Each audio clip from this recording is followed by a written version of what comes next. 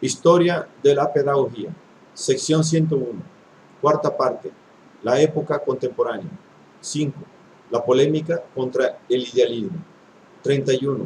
Herbart. Psicología y ética. 32. Herbart. La pedagogía. Esta es una obra de los maestros Abagnano y Bisalbergi. 31. Herbart. Psicología y ética.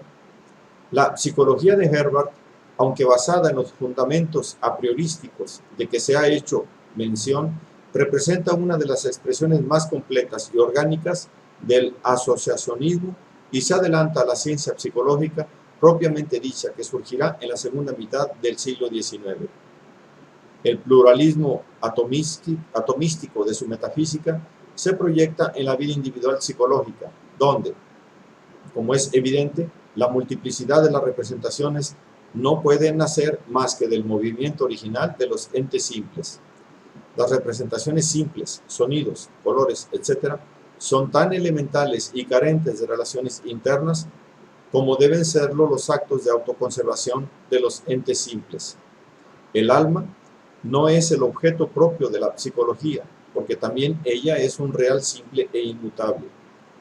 El objeto de la psicología son los actos de autoconservación o representaciones del alma, en cuanto actuales o persistentes en el recuerdo. Las representaciones tienen un carácter dinámico, compenetrándose recíprocamente en el alma, que es una. Se repelen en cuanto son opuestas, y se unen en una fuerza común en cuanto no son opuestas. Así pues, las representaciones se conciben como átomos psíquicos dotados de una tendencia propia que los lleva a unirse con ciertos átomos y a rechazar a otros. Varias representaciones, al unirse, determinan tendencias a asimilar nuevas representaciones de un cierto tipo. Esto constituye lo que, por un lado, se denomina apetito, deseo, voluntad, y que por el otro es la esencia de las mismas disposiciones cognoscitivas. Por consiguiente, no existen facultades del alma, ni el sentimiento, ni la voluntad son nada fuera de las representaciones y junto a estas. Por lo tanto, Herbart puede hablar de una estática y de una mecánica del espíritu y aboga por la introducción del cálculo matemático en la psicología, preludiando así una de las ambiciones más características de la psicología experimental. Pero todavía más importantes son las anticipaciones relativas a la relación entre el consciente y el inconsciente. Dada la estrechez del campo de la conciencia, no todas las representaciones pueden estar presentes simultáneamente ante la conciencia de un hombre. Solo las percepciones actuales y las imágenes a ellas conexas ocupan el campo de la conciencia. Todas las demás representaciones son rechazadas bajo el umbral de la conciencia misma, de donde podían ser extraídas en virtud de nuevos nexos asociativos.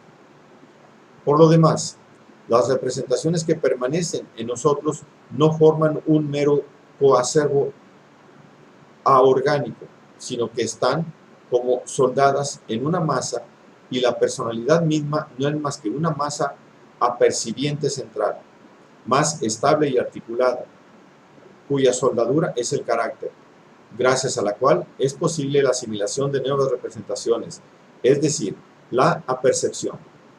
La libertad del hombre no es más que el dominio de la masa aperceptiva sobre las excitaciones y los movimientos provenientes del exterior.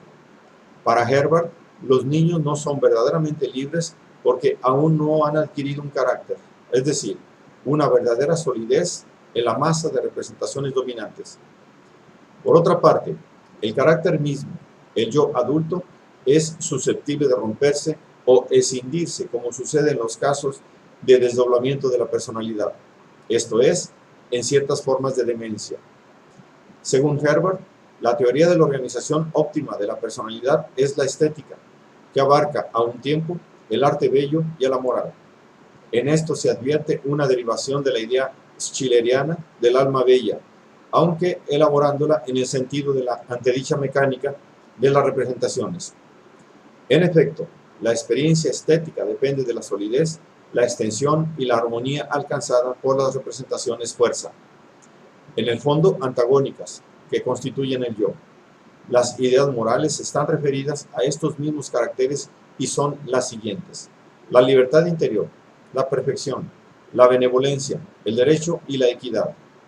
La más fundamental es la primera, respecto a la cual las otras representan condiciones necesarias para su consecución. La doctrina de las virtudes se refiere a la conformidad de la conducta con las 5 ideas morales y tiene como ramas principales la política y la pedagogía. La política se refiere en lo esencial a la idea de derecho.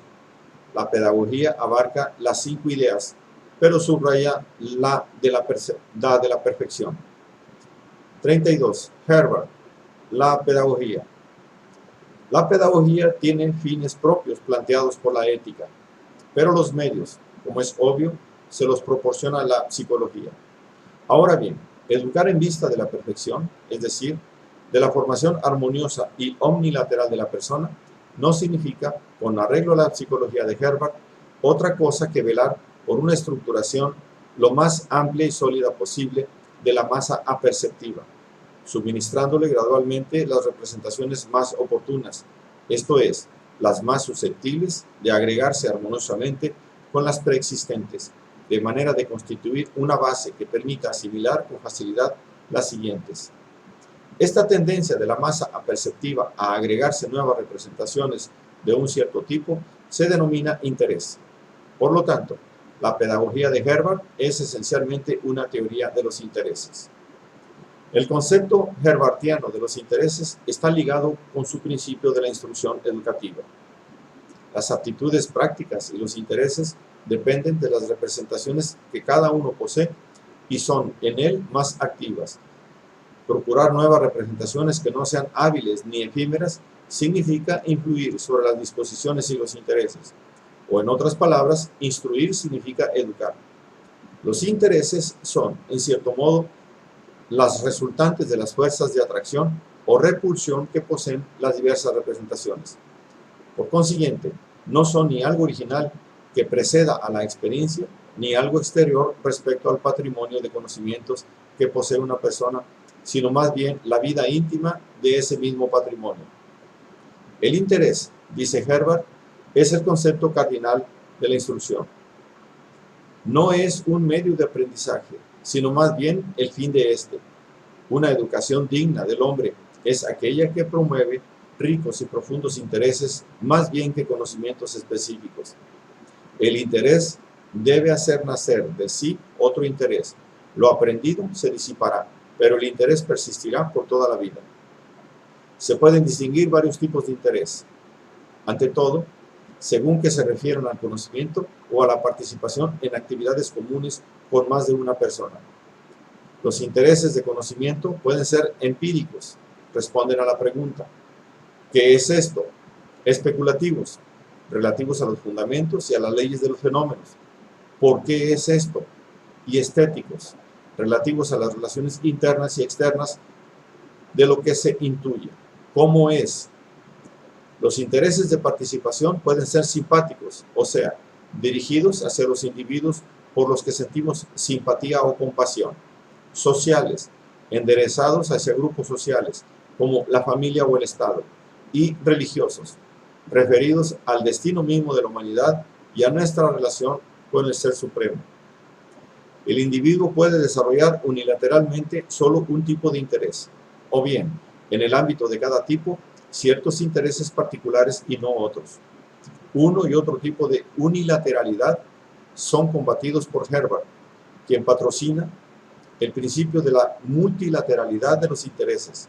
Se da cuenta de que con el transcurso del tiempo, la profesión produce algunos de estos intereses unilaterales.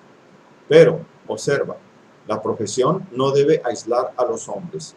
Y por ello, es aún más necesario que la escuela proporcione una cultura general y orgánica que ponga al individuo en armonía con el ambiente físico y social que lo circunda.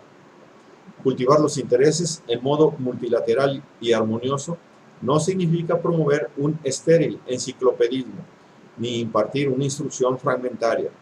Por el contrario, Herbart considera que el mejor modo para conseguirlo consiste en concentrar la enseñanza en torno a un centro o materia que se preste para ello, que provoque una viva participación afectiva y ofrezca, al mismo tiempo, una rica variedad de motivos aptos para toda suerte de desarrollos.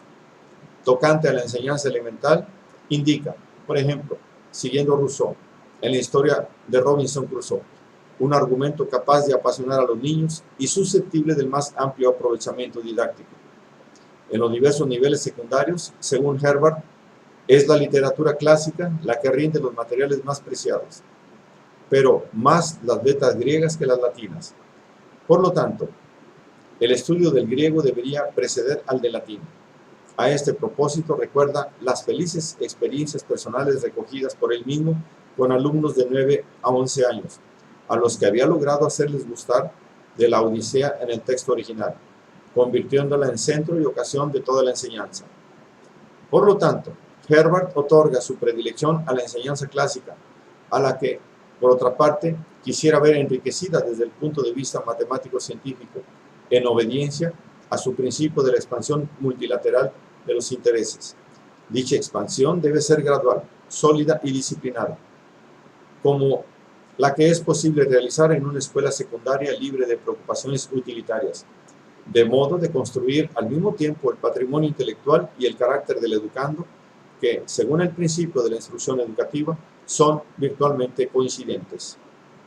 Herbart tiene perfecta conciencia del hecho de que una tal educación tiene que estar forzosamente restringida a una élite, pero su ambición es precisamente la de formar mejor a la élite dominante. El mundo depende de unos pocos. Esos pocos, rectamente forjados, pueden guiarlo.